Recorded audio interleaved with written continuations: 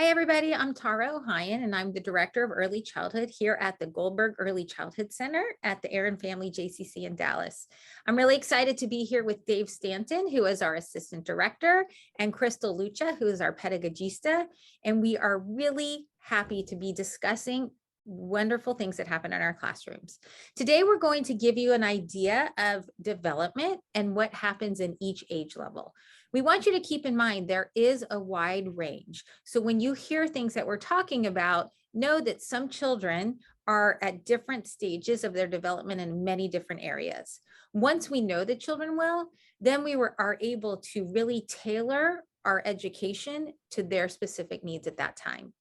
We are going to share with you what to expect developmentally in your age level, and also how our educators facilitate this learning in our program.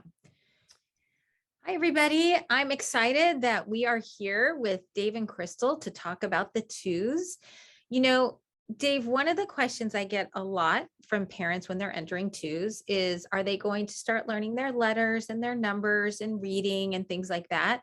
And I'm wondering, what is the expectation for twos and how should we be thinking about the curriculum in the twos?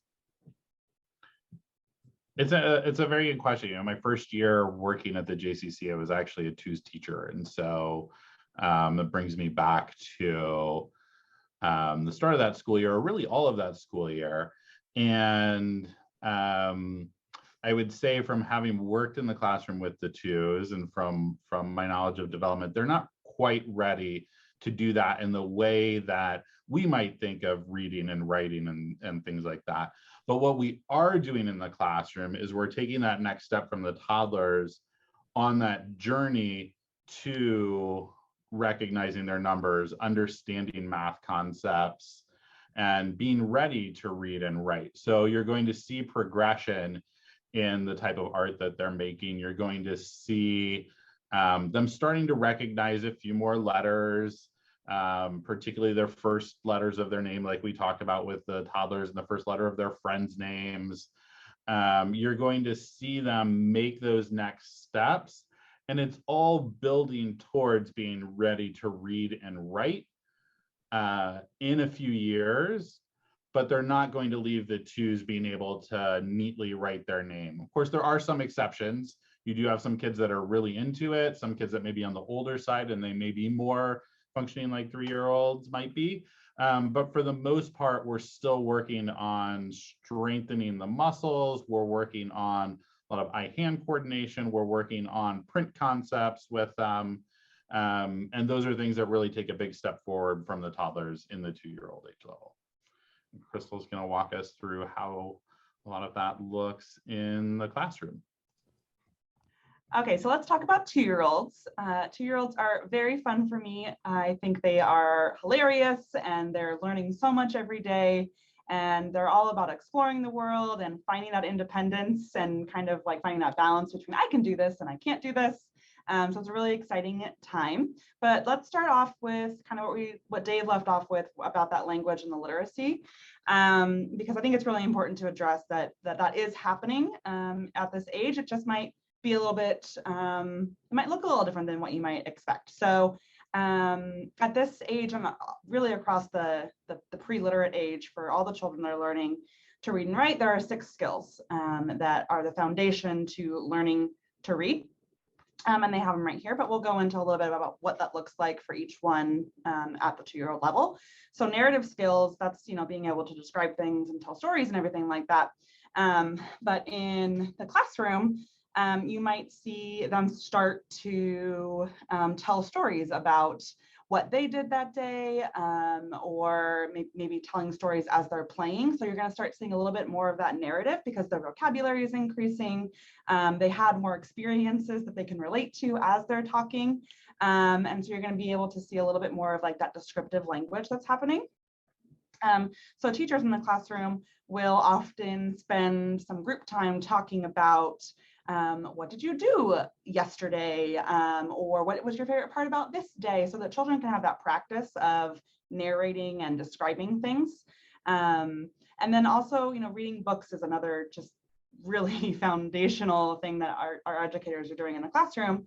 When we're reading books together with them, this is helping build an understanding of sequencing stories, right? So they can understand how to tell a story, that there's a beginning, that there's a middle, there's an end, and everything like that. Very basic knowledge of that at this age, but we're building towards a more complex knowledge with that later.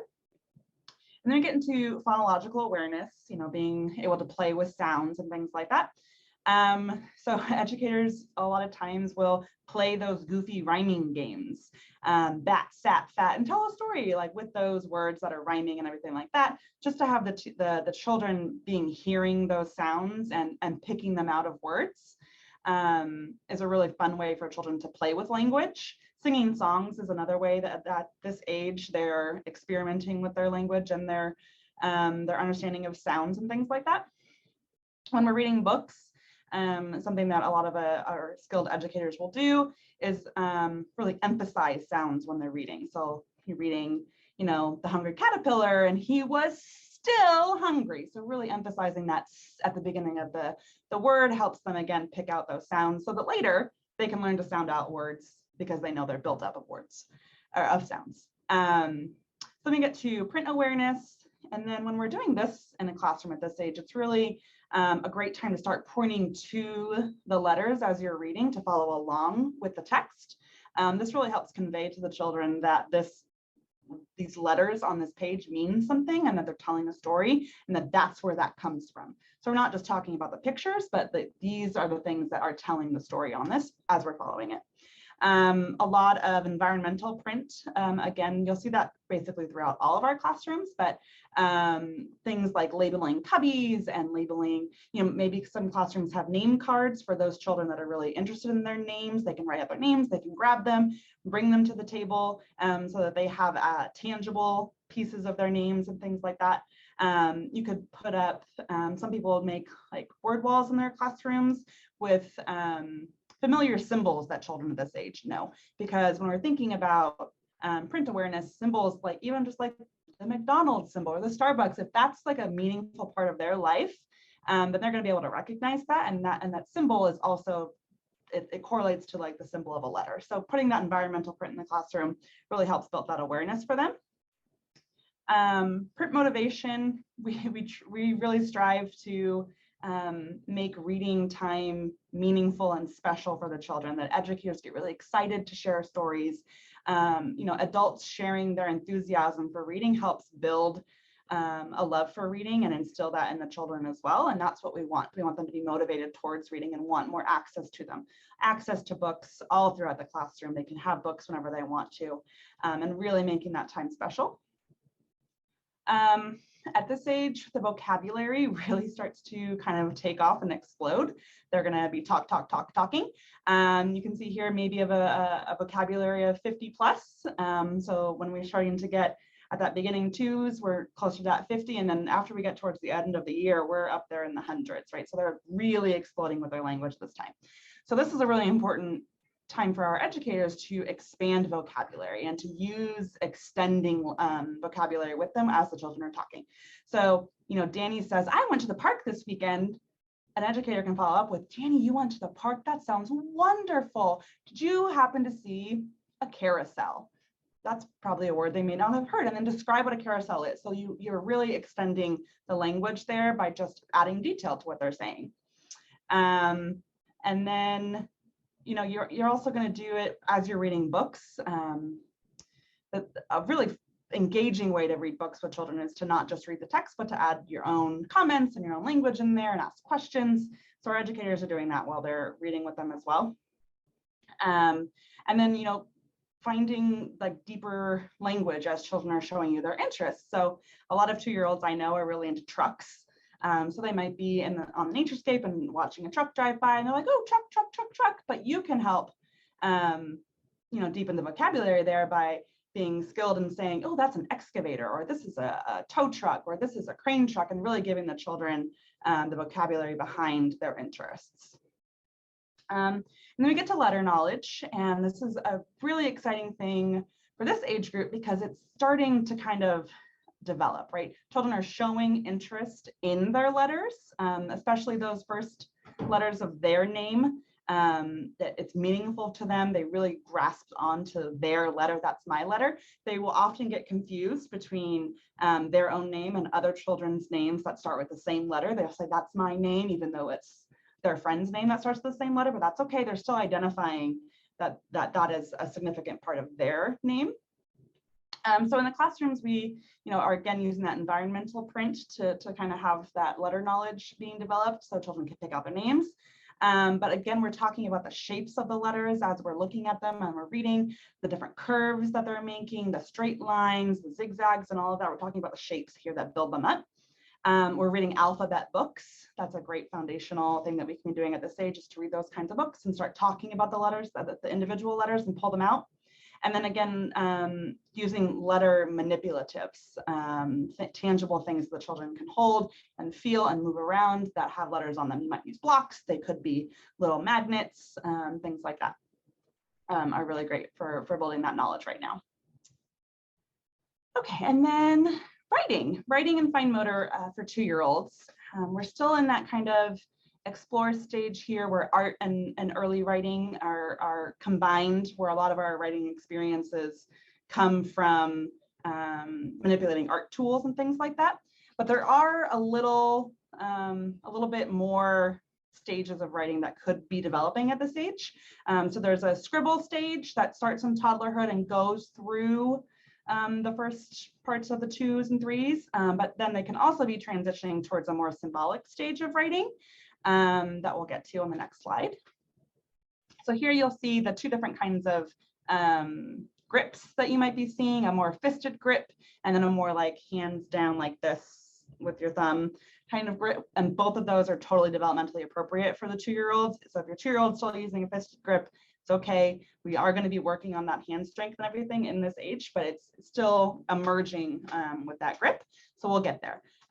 You might be transitioning from that random scribbling towards more controlled scribbling at this age, depending on how much children are really interested in manipulating writing tools and things like that. And then you could be maybe towards the middle or the end of the year starting to see more symbolic stage writing, where there is an intended message to perhaps what they're scribbling on the paper. So it still is going to be scribbles. It's not going to be full, a face or body or anything like that. You'll see scribbles, but they're going to say, this is my mommy, or this is a dog, right? They're going to have an important message that's behind what they drew. So to build the hand strength that we're talking about, we're going to be continuing to do all kinds of manipulating of those sensory materials like Play-Doh. But at 2-year-old age, we might start to incorporate clay. Clay is a little bit of a harder material to manipulate, and it really starts to build those muscles in the hands. So we're going to be pinching and squeezing and doing all that with the clay. We are probably going to be introducing smaller manipulatives for the children to really work with those smaller muscles in the hands. So things like stringing smaller beads onto pipe cleaners or string or something like that really builds the muscles again. And then a lot of times I really encourage our 2-year-old teachers to use crayons and colored pencils versus markers, really working with the children to apply that pressure. It's a lot easier for them to use markers, and so there's a lot less effort they have to put into it. So if we're offering them crayons and colored pencils and things like that, they have to put more effort into it and push a little harder, so it really works to develop it a little faster.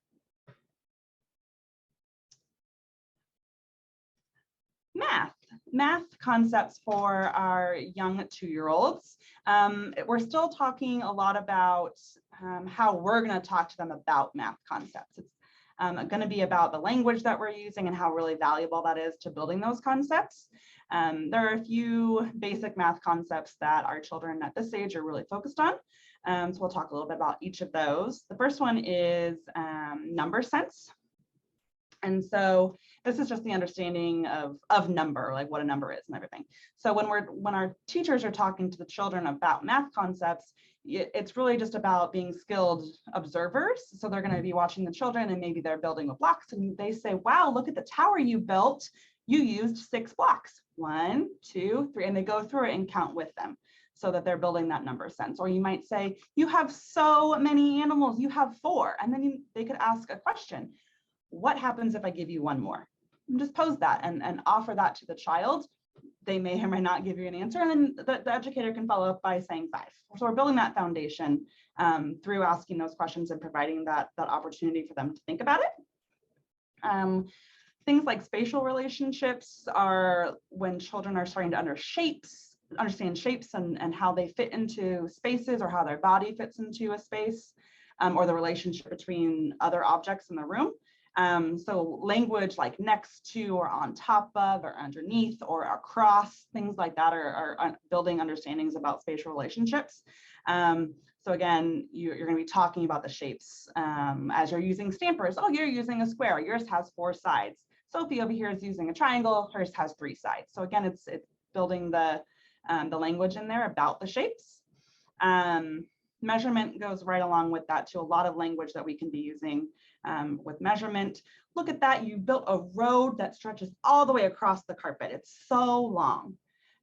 Children are always interested in building things really long, or they're interested in I'm taller than or longer than. So there's a lot of things that happen in the classroom really naturally around that kind of concept of measurement that children are naturally really interested in.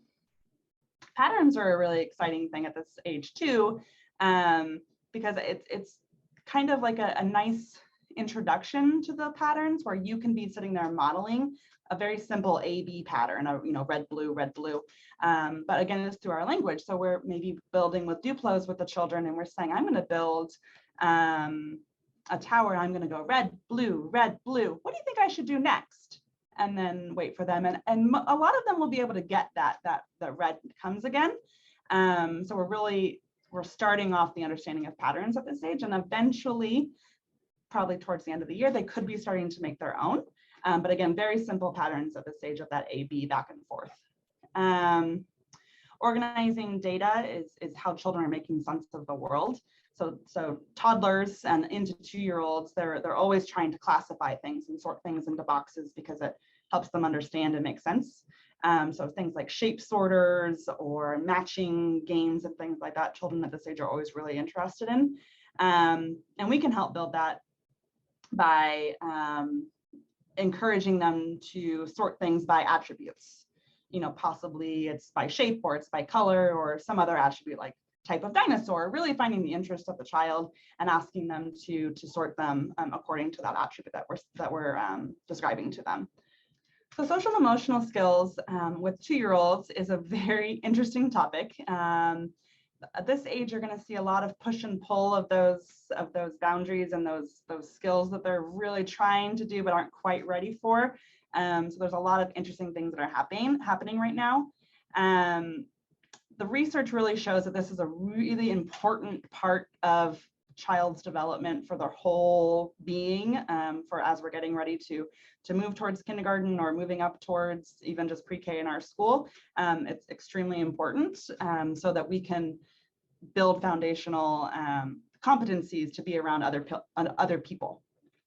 So things like self-awareness means that we are learning to understand that other people are different from ourselves, and that means that my preferences might be different than this other person's, right? And so you're going to start seeing 2-year-olds say mine, mine, mine, mine. A lot of that happens right now because it's valuing their property. It's saying this is mine, this is who I am, right? But we're going to work to help them understand that it's okay if people are different, they have different preferences. Molly, you're eating your strawberries at lunch, but look at over here, Jack's eating his blueberries. He loves blueberries. But then you can, a teacher might notice that they both have crackers, and then you find that commonality again. So there's preferences and differences, and the teachers are always talking about those things. A lot of what we're going to talk about with social and emotional skills has to do with teacher coaching. Teachers are coaching these social interactions all day long through every part of the day, because the social part of life is not something that 2-year-olds have a whole lot of experience with, because as they're getting up to being 2, they're probably mostly engaging in parallel play, where they're playing next to children, not necessarily with them. And as they get to 2-year-olds, they're starting to play with the same materials, but not necessarily cooperating with the play. So there's a lot of battles over toys at this point, right? So we're having to do a lot of coaching at this age. And things like empathy can be built through those coaching interactions. Talking about the feelings of children in the classroom. Charlie was really upset because Susie took away her doll and that made her cry. And then you talk through the solutions there and build the understanding of why children are feeling different emotions. And then that's another opportunity to work on things like problem solving. So Charlie took the doll, what could we do? And then offering choices of what could we do? How could we help? You know, it looks like you wanted it too, but could we wait, or could I offer you another one? Teachers are very involved in the empathy building and the problem solving. The cooperation is something that children are really working on right now too, that teachers can help instill through creating consistent routines in the classroom really helps with cooperation, because children know what to expect and they're more able to settle in when there's less chaos in their world. So when we set up a really consistent routine, they're more able to cooperate because they know what to expect and they know what's coming. And so, like I said before, they're also starting to play with each other a little bit more with the same materials. So we're having to work on that cooperation of you know, we only have 2 trucks right now, but there's 3 people that are wanting to play with it. How can we make this work? And the teachers are very involved in that process. 2-year-olds also have really, really big emotions because there's a lot of things that are really confusing for them and they're trying to express them and they don't yet have the language, and it's a very confusing time for them. So there's lots of feelings that are happening, and our educators are really skilled at labeling them for the children and helping them understand what their emotions are and that they're valid. They're able to feel whatever it is they want to feel, but that maybe behavior isn't always appropriate, and we help them kind of change their behavior to be more appropriate, but that their feelings are always valid. I hear you, you're really, really frustrated. You kept telling Henry to stop and he wouldn't, and that made you really, really upset. So that's valid. And then, you know, coaching the behavior from there. You might notice that I did not mention things like self-regulation or impulse control. Those are not things that children that are 2 turning 3 generally are able to do just biologically. It's not built into their brain. Their brains are not developed enough to be able to do those things. With our toddlers and our 2-year-olds, we really work with our educators to be co-regulators, to be there with the children, guiding them through really big emotions. When they're frustrated or about to throw a tantrum, the teacher needs to be there to help them regulate their own emotions. It's not something their brain can do on their own. And the same thing with impulse control. You know, children at 2 are not really able to resist the desire to do something that they shouldn't be doing. And for both of those things, it's actually not developing until more 3.5 or 4, depending on the child. So there's that really big expectation gap that was identified through 0 to 3 through a lot of research, that adults have this expectation of toddlers and 2-year-olds being able to do these things like regulate their emotions and resist you know, forbidden behaviors at 2, but it's really, we're not there yet. The brain research doesn't support that, but that doesn't mean that we can't, again, coach them through situations, which is exactly what we would be doing at this age. Crystal, thank you for giving us a deep inside look into the 2s. I had one question listening to everything for you and Dave, and it's about communication with parents. I think a lot of times when parents leave our toddler program and they go to our 2-year-old program, they feel the communication with the parents is a little different. And I just thought y'all could touch on that. Right. I think that when we leave the toddlers, we're very used to communicating all the things about their day, you know, how they slept and how they ate and even down to like bowel movements and things like that. Right. We're really used to that because at that age, it's all about the caregiving needs of the children. And when we get to the 2s, it kind of transitions a little bit more towards, you know, the children are really wanting to work towards more independence, and they are much more regular with their sleeping habits and their bowel movements and their eating habits and things like that, to where if there was a need to communicate a difference, like perhaps a child had a day where they ate significantly less, or they, you know that they typically have a bowel movement twice a day and they didn't have one that day, those things are always communicated. But in general, after, you know, the 2-year-old teachers get to know kind of where they're at with those kind of caregiving systems, the communication tailors off, because if it's not unexpected, then it just is kind of, you know, just inferred that that's what happened that day. And I think too that helps make some space for our communication, that is a little bit more focused on the development. So you'll hear more about how the children may be doing many of the things that Crystal talked about through the day, whether it's in a short communication at pickup and you guys have a little conversation and you hear about the new words that Billy brought into her vocabulary, or it's a story park message that's really highlighting a moment where somebody was upset and Susie came over and tried to give her a hug and say, feel better, and those sorts of things. So you're starting to track more of that development that aligns with the guidelines that our teachers are looking through that message. And at the point where they're independent enough to handle a lot of their caregiving needs and know that those things are being met and taken care of on a regular basis, and they're able to communicate that with you as a parent too, your children are, that it lessens the need for to say, well, they ate half of their blueberries and they didn't want the other half that day, to make room for more of that developmental communication. Thank you. Well, Dave and Crystal, I want to thank you because you all are our experts here in curriculum and development. We're very lucky to have them. And we want to thank all of you for joining us into a deeper dive into the twos. And as always, reach out to any of us with any questions. Dave and Crystal are always open to talking shop and going into more details. So thank you for joining us. Bye.